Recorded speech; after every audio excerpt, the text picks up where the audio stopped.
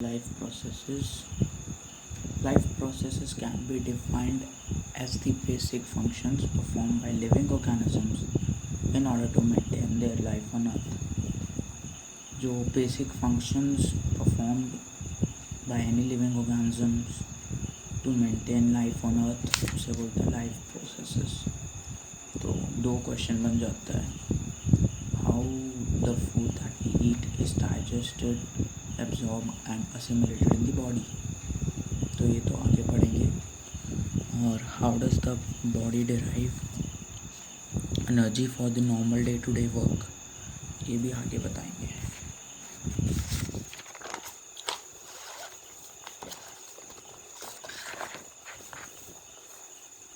फिर आता है metabolism. Sum of total of all chemical reaction occurring in a living organism in order to maintain life is known as metabolism. तो जितने भी chemical reaction body में होते हैं किसी लिविंग ऑर्गेनिजम्स के, उसको बोलते हैं हम मेटाबॉलिज्म. फिर आता है nutrition. Nutrition is the process of intake and utilization of nutrients by an organism. Nutrition मतलब इनटेक, मतलब अंदर, मतलब न्यूट्रिएंट्स लेना और फिर उसका यूटिलाइजेशन न्यूट्रिएंट्स का किसी भी ऑर्गेनिज्म से, तो फिर उसको बोलते हैं न्यूट्रिशन. बताते हैं how do living organism get their food.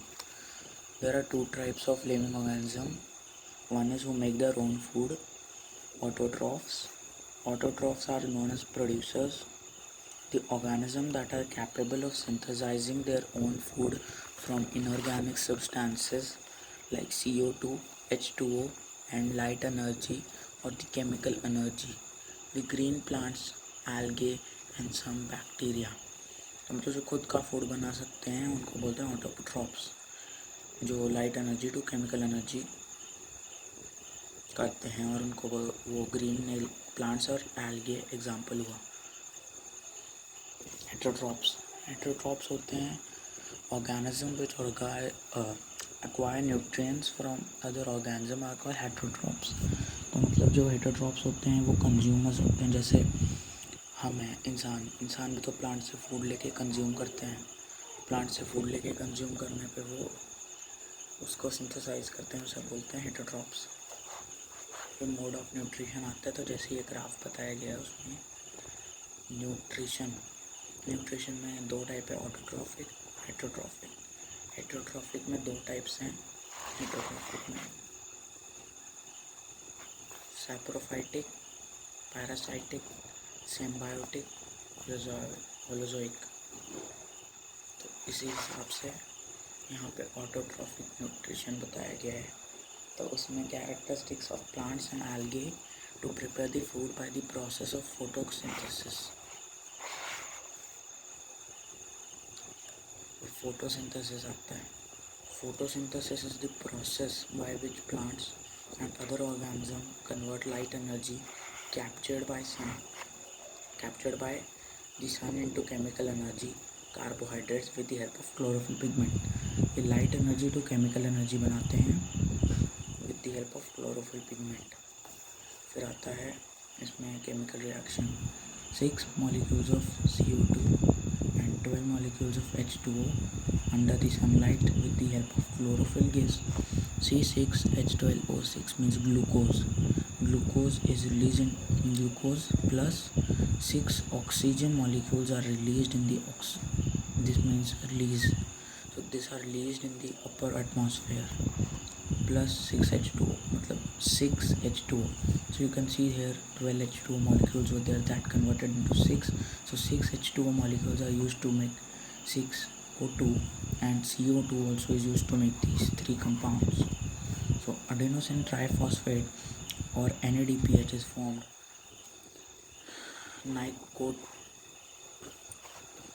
Nicotinamide adenine dinucleotide phosphate, which they use as the energy source to make carbohydrate. ATP मतलब एडेनोसिन ट्राइफॉस्फेट हो, तो जनरल फॉर्म ऑफ एनर्जी हुआ. तो फिर How do plant obtain carbon dioxide?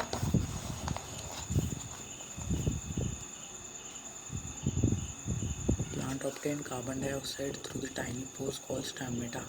Stomata से इनकी जो ये कार्बन डाइऑक्साइड एब्जॉर्ब होती है। तो स्टोमेटा में देखो आप पार्ट्स होते हैं गार्ड सेल। तो गार्ड सेल जो होते हैं हमारे वो, तो फिर वो गार्ड सेल्स हमको जो closing and opening of the stomatal pore होता है उसको मेंटेन करते हैं। एक क्लोरोप्लास्ट है, यहाँ पे गार्ड सेल्स के पास क्लोरोप्लास्ट होते हैं जो ट्रैप करते हैं सनलाइट को। और सब्सिडरी सेल्स मतलब just external cells which are used to connect the multiple stomatas together. फिर आता है स्टोमेटल पोर। स्टोमेटल पोर मतलब ये जो अंदर की कैविटी बनी उसे बोलते हैं स्टोमेटल पोर। तो जैसे ही क्लोज हुआ तो आप ये डायग्राम देख सकते हैं, ये क्लोज स्टोमेटा, ये ओपन स्टोमेटा। अब साइट ऑफ फोटोसिंथेसिस में होता है फोटोसिंथेसिस अगर इन green plants like leaves and green stem. Anatomically ये जो लीफ है वो मेड ऑफ मेसोफिल सेल्स होते हैं जो क्लोरोप्लास्ट में रिच होते हैं। क्लोरोप्लास्ट सेल ऑर्गेनल्स होते हैं जो परफॉर्म करते हैं photosynthesis. Structurally chloroplast are the double membrane bounded by the organelles containing sac-like structures called thylakoids। तो ये होता है sac-like structures जो सेल को बाउंड करते हैं। These are present in the stroma of the two grana। तो ग्रेनम बोलते हैं जो ग्रेना का प्लूरल होता है। तो फिर ये स्टोमेटल लामाए कनेक्ट करते हैं दो ग्रेना को। तो थायरैक्टल मेम्ब्रेन ग्रीन पिगमेंट होता है जो क्लोरोफिल जो एब्जॉर्ब करता है the light energy which converted into chemical energy.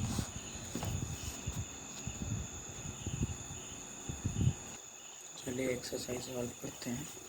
तो इसमें है ग्रीन प्लांट्स। 1 सेकेंड।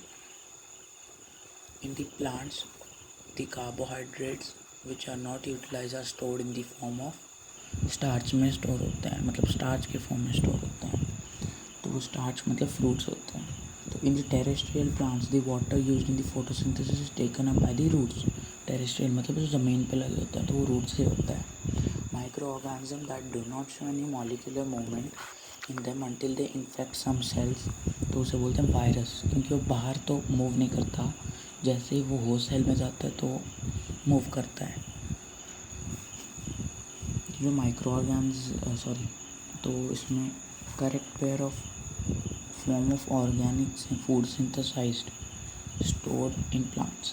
तो इसमें करेक्ट है ग्लूकोज सिंथेसाइज्ड फूड होता है ग्लूकोज, फूड स्टोर्ड होता है सुक्रोज और फूड ट्रांसपोर्टेड होता है starch. Which of the following one does not occur in the during the light reaction of photosynthesis। तो लाइट रिएक्शन ऑफ फोटोसिंथेसिस में रिडक्शन ऑफ CO2।